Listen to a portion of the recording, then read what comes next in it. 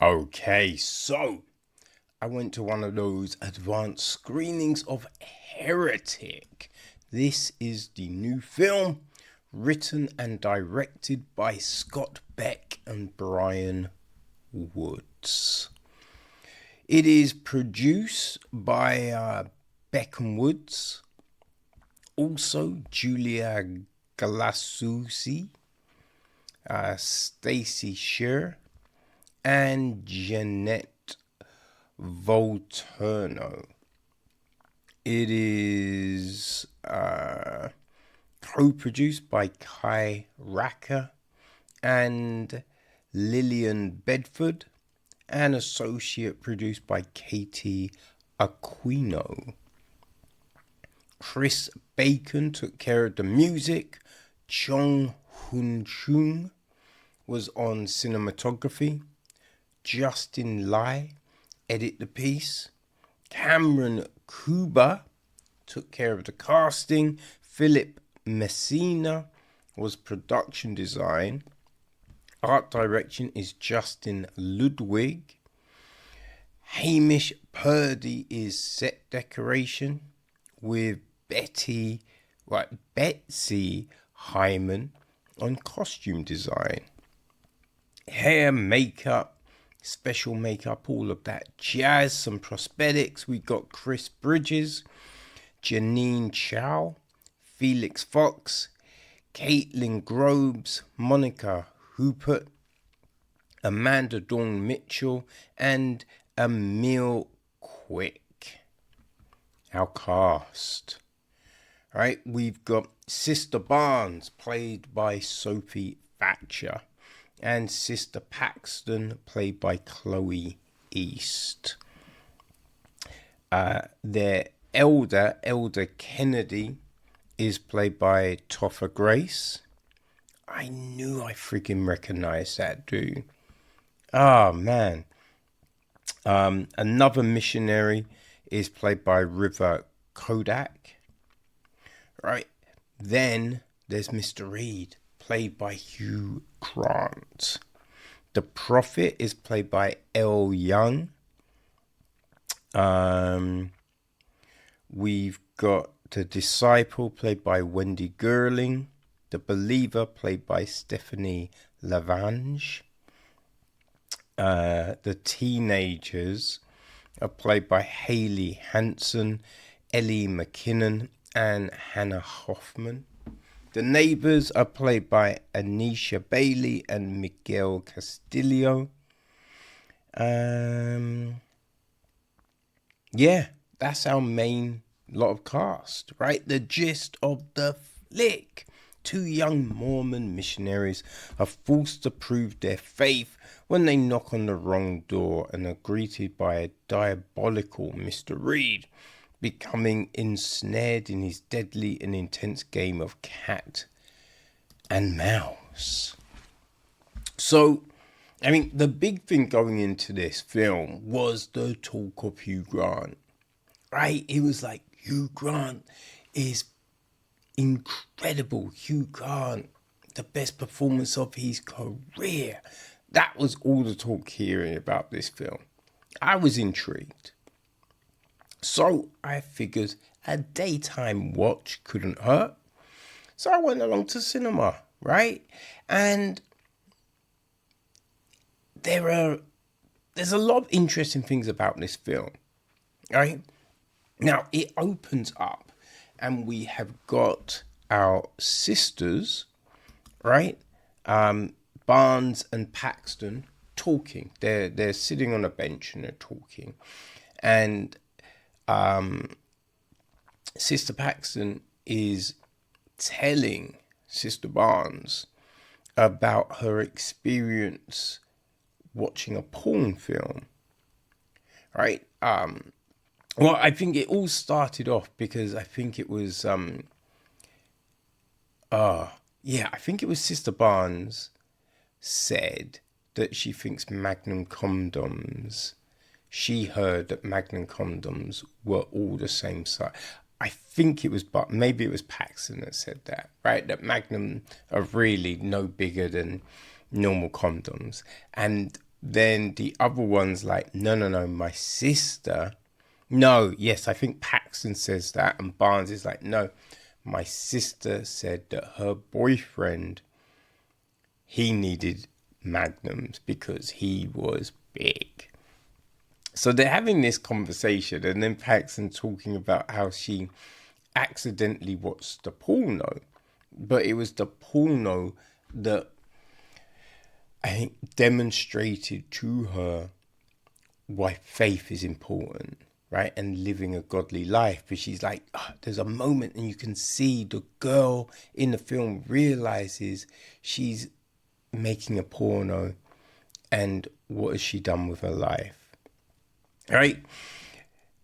And it's all amusing, but you do be like, how do you accidentally watch a porno, right? Now, you could accidentally put one on, right? You could definitely accidentally put one on, but then you would turn it off and be like, why won't you go? No, right? If you had no intention of what you turn it off, you're not gonna watch the whole thing and be like, well, that I was fooled. Like, I thought that was gonna be a cookery show. You know, there's no way that happens. So you're either watching or you're not watching. You know what I mean? But yeah, so that's the start of our film. And we just get a kind of little understanding on these girls, right? Now, there is a sense that there's more to Sister Barnes than we're seeing. And it's also, yeah, well, we are alluded to that one of the sisters has a secret. That's what we're alluded to later on in the film. Right, so they go and knock on this door, and we got Hugh Grant as Mr. Reed, and he is definitely loving the role. Right, he is playing it up a storm. Now, it's a bit Mr. Darcy, right, but sinister. You know what I mean?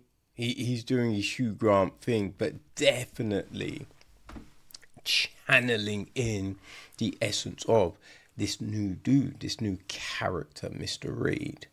So all of that is, intriguing, right? And he's got these girls in to test their faith, right? To play a game, to see if they'll believe, all of that kind of thing. And that is intriguing, right? I think any deep conversation around religion, right? And these different religions, was when you break it down, they're all pretty much the same, just with different names for things. So that is intriguing to me. And we do get these really good performances. I'd definitely say the performances were very good. I think it's just, there's questions about the story. That's the thing. There's questions about the story. Now, this is definitely better than Buck and Barnes's. Did I get that right? Beck and Woods. I don't know where I don't know who Buck and Barnes are, but Beck and Woods. It's better than their last directorial effort, 65, because God, the idea of 65 was good. It stunk, though. It was terrible. So, although Heretic, there are, I think, story issues, it's still better than 65. So they have that going. And I say story issues, right? Because a few of them. Would we really be sending two girls to the door? Right? Whenever I've had Jehovah's Witnesses, knock on the door, because I don't think we have, I'm going to say I don't think we have Mormons in the UK. I should say I've not come across Mormons, but Jehovah's Witnesses will knock on the door. Even just straight up Christians, I don't know what denomination of Christianity they are, but they've knocked on the door.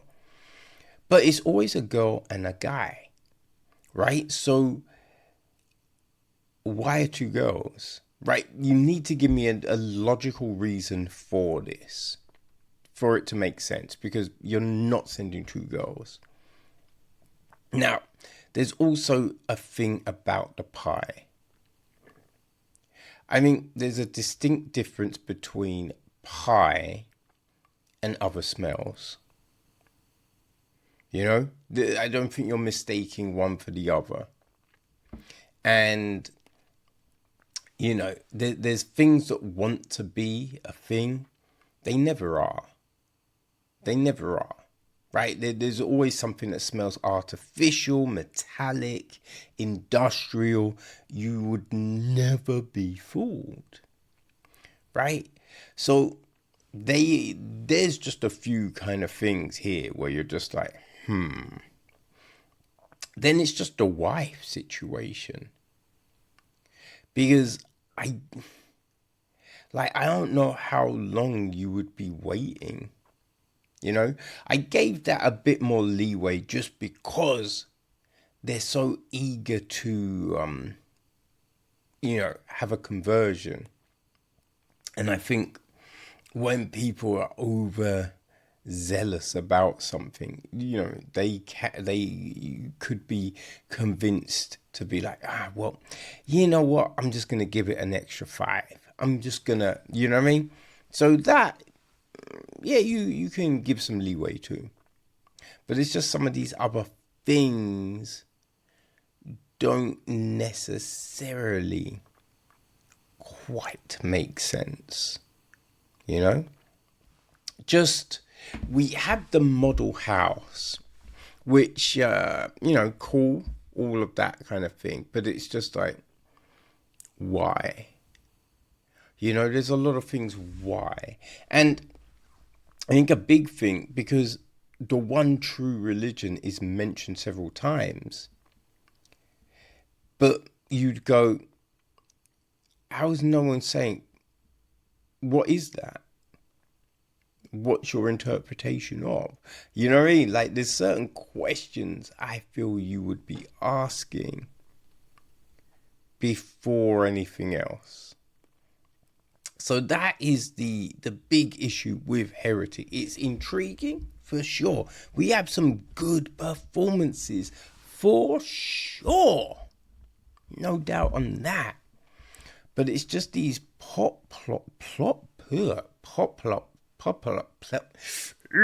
it's these plot points which you're just like, I don't know. You know, that's the big thing. And you think like this whole conversation at the beginning about sex and, you know, condoms and dick size and just all of this, you'd think that might, you know what I mean, there might be a callback that might play into things, but it just seems to be there for the shock, right? There's nothing else we're doing with it. The end didn't really make that much sense. After the thing that happens, you're just, well, there's a few things towards the end where you're just like, hold on a second, right? But the big thing, again, you are scratching your head like, I don't know how that's possible. But that's all I can say. That's all I can say. As I said, look, it's intriguing. It's definitely better than 65. And there are some really good components of this film. I just didn't think it comes together as a whole. Now, I may be wrong, because everyone else seems to love this film. They love it. Now, maybe it's because horror isn't necessarily my thing. But I think I'm looking at it without those tinted glasses on. But yeah, it probably depends on what you like, what you enjoy, you know? Trying to think of what it could be similar to. But I can't think of anything recently that I've seen. Maybe actually Cabin. Is it Cabin in the Woods? The last. Well, it wasn't the last one, but the one before the last one from M. Night Shyamalan, right? I think if you dig that, then yeah, Heretic could definitely be for you. Now, it's in cinemas, people. So, yeah, if you've got a moment in time and you want to disappear for a short period of time, right? Then, yeah, this could be, well, I say a short period. It's just under 2 hours, you know? But, yeah, Heretic could very well be for you.